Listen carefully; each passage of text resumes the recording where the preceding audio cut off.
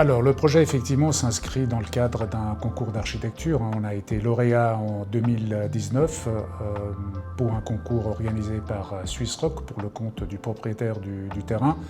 Et on a abordé le projet en faisant référence aux expériences préalables que nous avions menées, notamment une très proche de ce projet, au chemin des Hauts-Crêts à Vendeuvre, dans lequel on avait expérimenté des formes urbaines, des aménagements paysagers pour proposer une densification de la zone villa qualitative. À ce stade, il n'y avait pas encore eu le moratoire sur la zone villa, qui se développait malheureusement dans le canton de manière trop peu qualitative en général. Notre attention, c'était vraiment celle de proposer plutôt quelque chose qui soit en rupture avec les traditionnelles boîtes à chaussures qu'on a disséminées au travers de la République. Alors effectivement, le concept architectural poursuit plusieurs objectifs. Ils ne sont jamais simples, c'est une multitude d'aspects qui convergent pour un projet de qualité.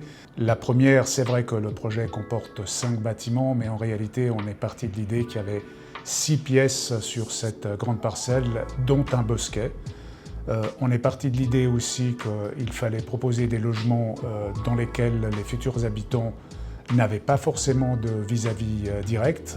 On est quand même dans une zone qui se densifie avec des règles assez restrictives.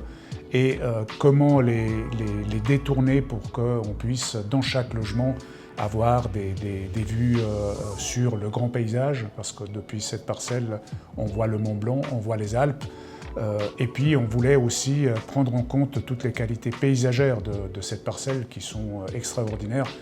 Et on en a tiré parti pour, d'une part, s'adapter à la pente du terrain. On peut le voir aujourd'hui sur le terrain, les bâtiments sont décrochés, s'adaptent de manière très douce à la pente, ce qui permet aussi de proposer des volumétries qui ont moins d'impact sur le site. Et puis on a maintenu le maximum de végétation qui existait et qui constitue un point de départ pour les futures plantations aussi qui viennent compléter ce parc dans lequel en réalité on a posé ces 5 bâtiments.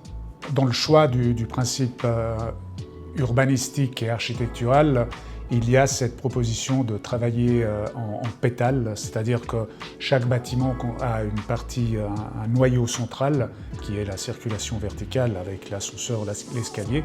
Mais à partir de là, en fait, on a distribué les logements en pétales justement pour donner à chaque habitation des dégagements visuels sur le grand paysage, mais également pour éviter d'avoir des vis-à-vis, ce qui participe, à notre sens, grandement à la qualité des habitants. Après, on a organisé aussi les aménagements paysagers avec des espaces du plus privé au plus public, en passant par des espaces collectifs pour les futurs habitants, espaces de jeu, espaces de rencontre, qui viennent un peu faire le lien social de tout cet ensemble. Évidemment que je pourrais commencer par remercier Swissrock, parce que sans Swissrock, nous ne serions pas là aujourd'hui en train de réaliser cet ensemble quand même de référence en zone villa. Swissrock nous a invités à participer à ce concours, grâce également aux propriétaires. Depuis le départ, la collaboration a été extrêmement intéressante, respectueuse, parce que jusqu'aujourd'hui, dans le cadre de la réalisation, nous sommes constamment impliqués dans le moindre des choix. Donc je ne peux que saluer une bonne collaboration avec toutes les équipes de Swissrock.